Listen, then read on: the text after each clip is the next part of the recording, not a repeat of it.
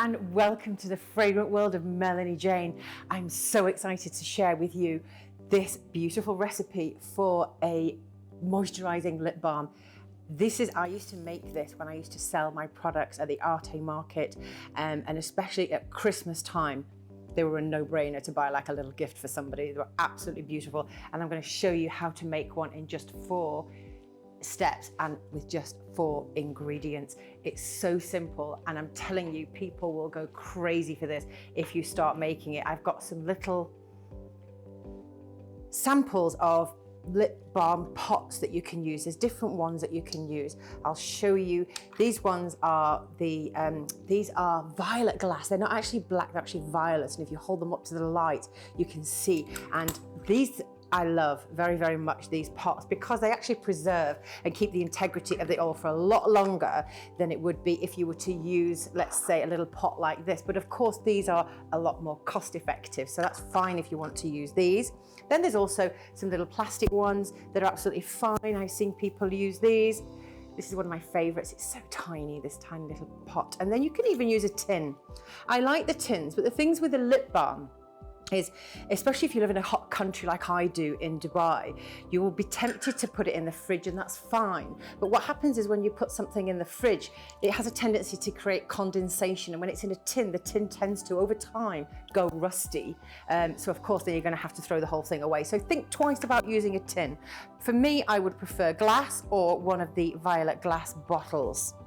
So I'm going to show you the first ingredient that we're going to put in here. So I've already prepared some beeswax. These are absolutely beautiful. Can you see these little pellets? Now, if you buy the pellets, they're more expensive than buying the beeswax block, but it's a lot easier for you to work with if you're doing if you're just doing a little experiment. If you're doing something to sell, then I would buy the block, and the easiest way to do that is shave it with like a vegetable peeler or something like that. But yeah, so let's use the beeswax pellets. So what we're going to do is I am going to use this little jug, because what you need to do is we're going to need to melt the ingredients.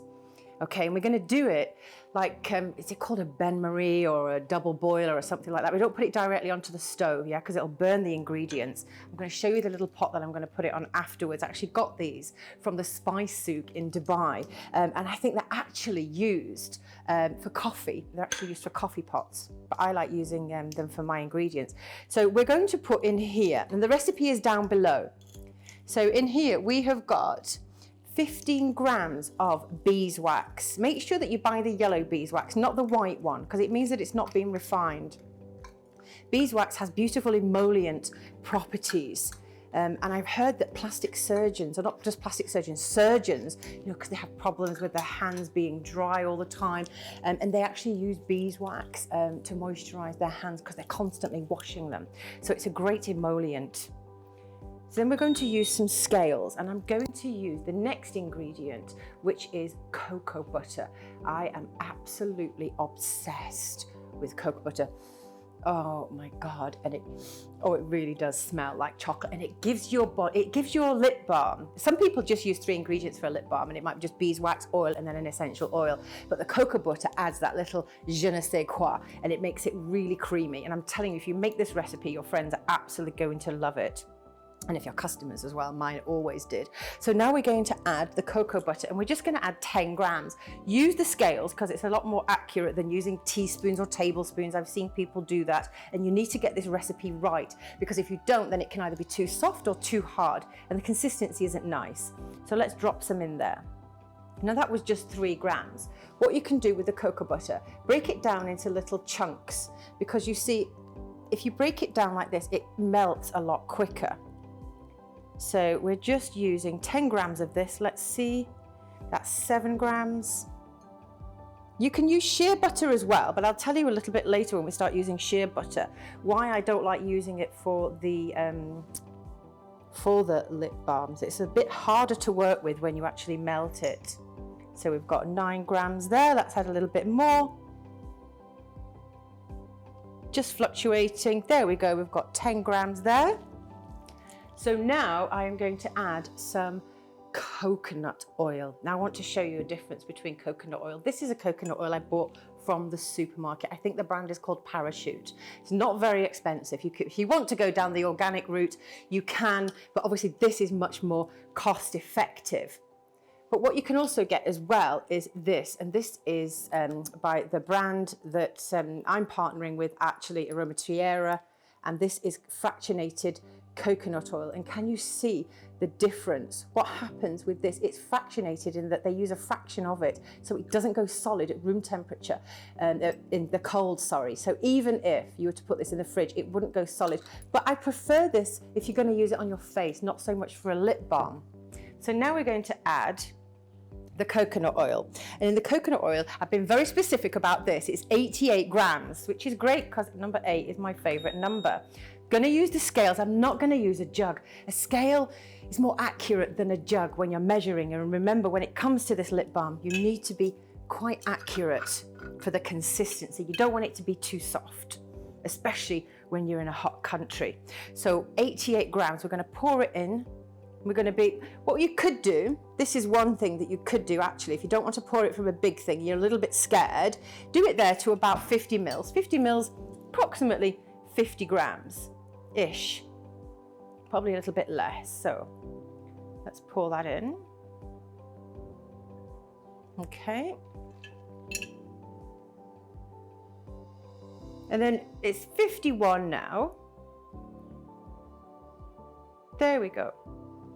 And I like coconut oil. It adds that little sweetness to the lip balm as well. I do have more favorite oils that I actually prefer for cosmetics, but I think coconut oil is nice for a lip balm. And when it gets up to 80, start doing it little drop by drop so it doesn't go over. We're up to 83 now.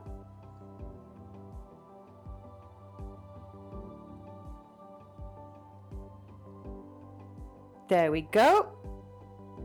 Absolutely perfect. We're going to add an essential oil into this, but I'm going to do it at the end. I don't like to do it now because essential oils are volatile. Their molecules are very light. And if I was to put an essential oil in this now and then put it over the double boiler, it would quite quickly evaporate. So we do it afterwards. So I'm going to go over to the cooker now and I'm going to show you how we melt it. And you can see here, so it's starting to melt now. Now it does take some time, but can you see I've got the water in the double boiler and I've got very little. I've got maybe a couple of centimeters in the bottom. You don't need any more than that. If it goes on, obviously don't let the pan boil dry. But yeah, you need some good steam, but don't let the pan touch the water because it needs to be melted at quite a low temperature. So I'm going to leave this here until it's all completely melted. You can see the cocoa butter and you can see the beeswax there. It looks really beautiful, mixing and melting in with the coconut oil.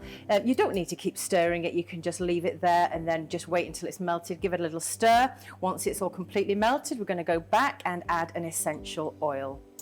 So now it's melted and look at that beautiful golden color. You're getting that golden color not from the coconut oil, you're getting it from the beautiful golden beeswax and the cocoa butter, and it smells absolutely divine. Oh, I'm just smelling it from there. Now we're going to make it smell even better. I'm going to add an essential oil. So now we have the oil, it's all melted, and the wax. I'm going to bring it back here now. Now the pan is still going to be hot, so be careful about what surface you put it on. So I'm going to add the essential oil. I need to start doing this before it starts to solidify again, because it will start to solidify. I'm going to be using peppermint oil in this one. And this is, oh my God, this is just such a beauty, it's so soft. But you can also use mandarin oil. This was one of my favorites for the lip balms as well, or sweet orange if you prefer something sweeter. But I'm actually going to show you now. My stick just fell out of that pot, which is a good thing. It makes you realize that you need to protect the surface of your table, because otherwise you'll end up with wax and butter. If you've got something that's wood like this, then it might ruin the surface, so you don't want to do that. So you can put a plastic tablecloth down if you wish. Peppermint oil. I'm going to tell you a really fascinating fact about peppermint oil. I love it. It's great. It's good for headaches. It's good for nausea. Okay, but what peppermint oil is really good for, and I found out this when I was in Harvey Nichols in London about a couple of months ago when I won a trip with Dubai 92 to London, which was brilliant. And I was in Harvey Nichols and I went to the Charlotte Tilbury stand, and I'd heard a lot about this brand, and I went and bought a face powder and I think an eyeshadow palette or something like that. And they had this lip plumper. Now I always want like my top lip, and I'm definitely not getting lip fillers. I'm never going down that road. But I said to the girl, what's this lip plumper like? Is it really good? And she's like, it's okay. She said, but it's just got peppermint oil in it. She said, and that's what makes your lips plump. I said, well, then I'm just going to make a lip balm with peppermint oil in, right? And she went, yeah, you might as well just do that. So that's what I'm doing. And we don't need a lot. We can put basically 1 ml. So in this actual blend that I've got for this recipe, we can use 1 ml of peppermint oil. And if you want to, you can use spearmint. I don't know if it has the same lip plumping effects, and I'm not quite sure. But anyway, 1 ml. You can either take this lid off and use a pipette, or what you can do is use drops. Sometimes I like to use the pipette because it's a little bit more accurate. But if you want to use drops, I'll give you a really good clue. 1 ml equals about 40 drops of essential oil. So let's do the drops.